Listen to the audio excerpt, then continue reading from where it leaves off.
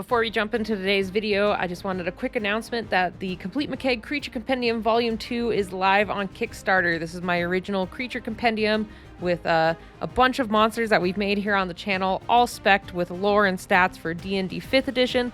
So check it out in the link down below. Thanks for your support, guys.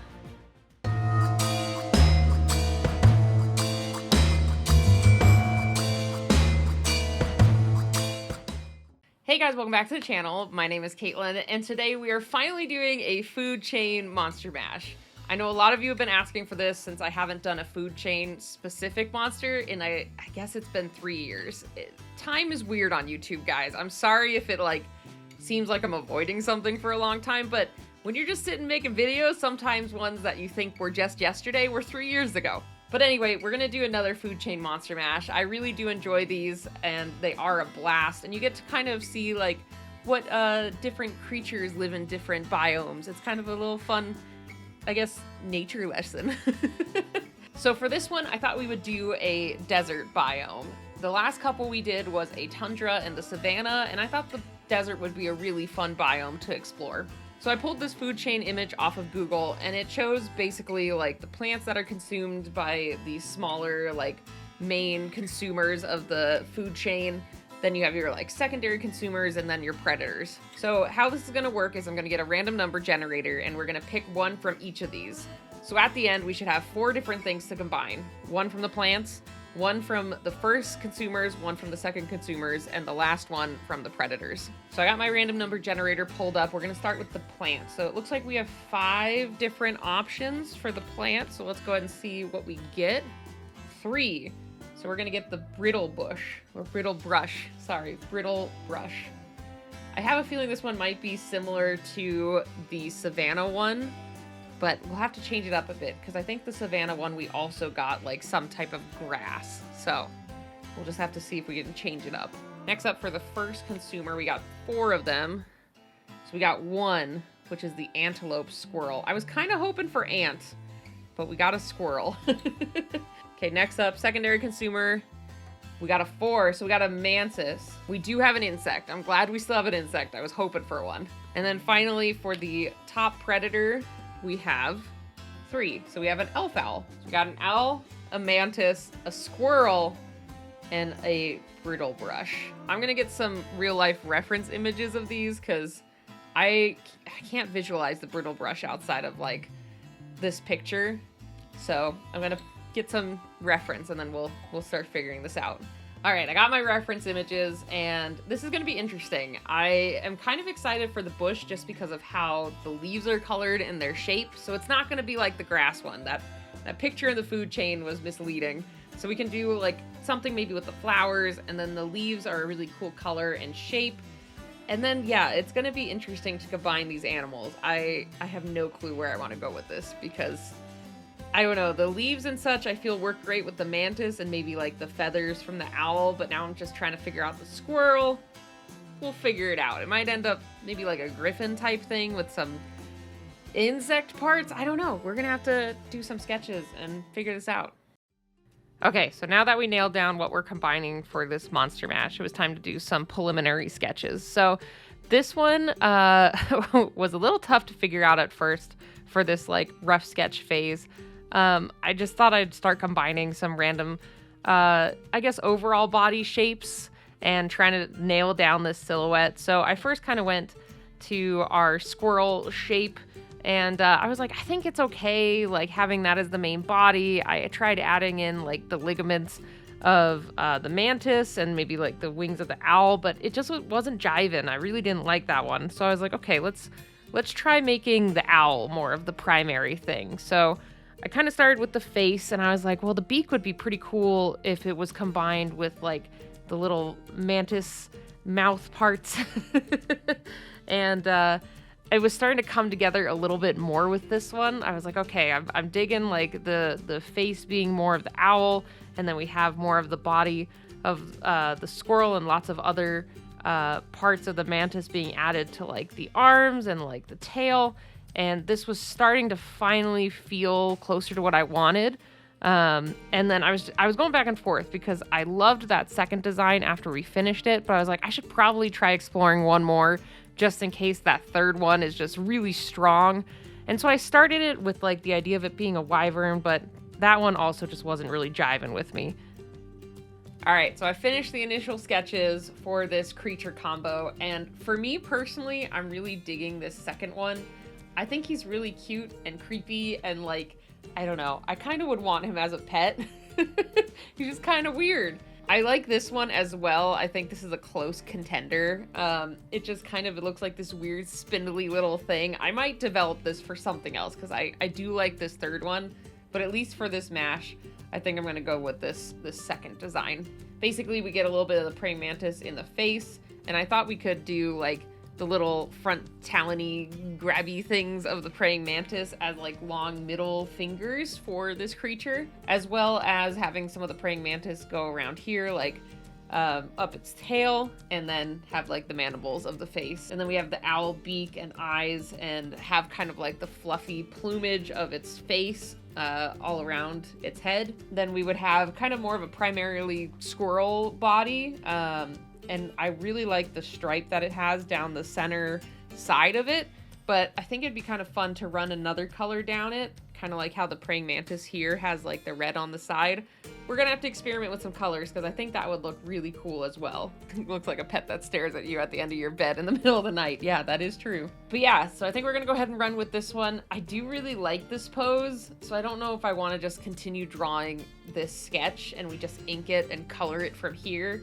I think I'll do a couple little doodles of a few other poses, but it might just end up being that pose because I was really happy with the face and like the overall body proportions and look. So we might just jump right off of that sketch. But either way, let's jump in and get this final render going. And here we go on the final render of this Brittlebush beast, as I'm calling it.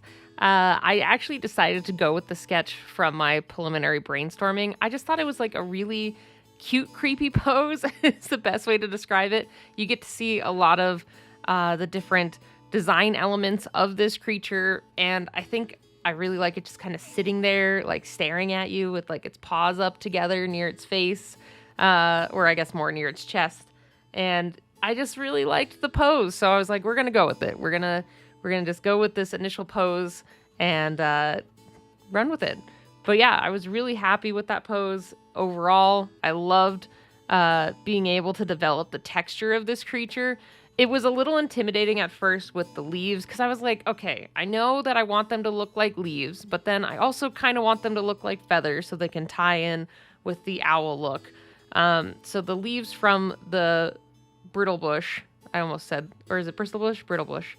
I'm already mixing up names. The leaves from that I thought were such a cool and interesting color and texture. We actually see them all over Arizona. Whenever I take my walks during my day job, we do usually like 1 to 2 walks daily, like my coworkers and I. They're all over our walking path for where my office is. And I absolutely love them. They're really pretty when they're all blooming with all their gorgeous yellow flowers and everything. But I also just really like that weird, like, I guess not weird, but it's a really pretty blue-greenish leaf texture color to it. I'm doing great with this voiceover, but I just wanted to make sure that you could kind of see the combination of both leaves, and then it kind of transitions more into like a fur feather combo, and I was really happy with how that ended up turning out. I really wanted to highlight those leaves on the face. I thought it would just look really cool to have it kind of crowning the top of its head as well as being on the sides of its face. I thought that would work really well. And here you can see I was kind of experimenting with color.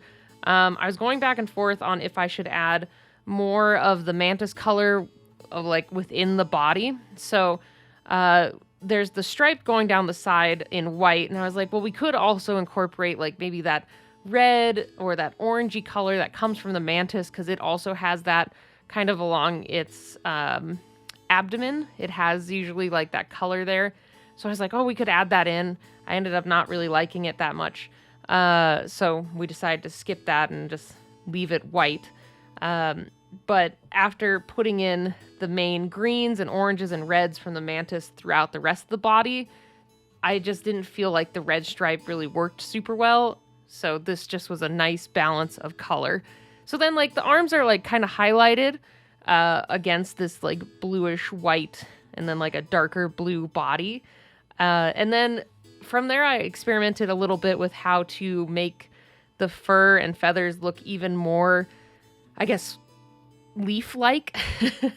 So I tried something a little different that I haven't really done before, and I used one of my leaf brushes along the body and kind of went between fading them in and out just to add that feather texture and add an interesting way for the color to transition on its body. And I was digging it, but certain parts felt like a little bit too bright, so I ended up pulling some of that back here and there. But in other places, I was really liking it. So it was kind of a mixed thing. It was a good experiment. I'm glad I tried it, and it's something that I probably will use in the future, because I feel if I I don't know, if I maybe altered the brush a little bit, maybe change the angle that it paints at, it might even work really well just in the future for any type of texture. Like I could see it working really well for like scales, and giving like an interesting scale pattern to some type of reptilian creature. That might be interesting. But yeah, I've been trying to experiment more with how I color, how I paint, and what I use overall for rendering my creatures. And this was a really good experiment in general. I really love how this turned out. The rendering was really fun to do, and he is just such a cute, creepy little dude. And I wanted to let you guys know that he will be featured in my Complete McCaigue Creature Compendium Volume 2. I talked about it at the beginning of this video, but the Kickstarter for it is now live. It's going to be a bunch of creatures, a bunch of items, and this guy is going to be a companion creature in the book. So if you want to check out his lore and stats, make sure to support me over on Kickstarter. And there you have it. We are all done with this Biome Monster Mash, and I had a blast with this one. I tried out something new with the texturing, which I think I want to still experiment with and try again, seeing if I can like layer and texture a little bit more, but also make it a little like more seamless, I guess. But I still really like how this turned out. I love the colors. I wanted to go more towards the bluish, greenish tint of the leaves of the Brittlebush. And I was like, I think that'd be perfect for the overall color. And then having those hits of the greens and the reds and the orange, I think really help like kind of unify this creature together. I just really love this design overall. He's just so creepy, and I love the creepy eyes that are like the combo of like the owl eyes and like more of the pupils of a mantis. They're just really fun, and I had a blast creating this. So if you would like to join me for the next live Monster Mash, make sure to go follow me on Twitch. If you follow me over there, you'll get a notification every time I go live, and then you can participate and follow along with these Monster Mashes live. And again, if you aren't already, I'd love to hit that subscribe button, join our community, and let me know what other type of Monster Mashes you want to see. Like, I got a lot of requests for these Biome ones, and like a traditional just random animal generator, but let me know what you think down in the comments below. But either way, thank you guys again so much for stopping by and checking out this video, and I will see you all next time. Bye, everybody.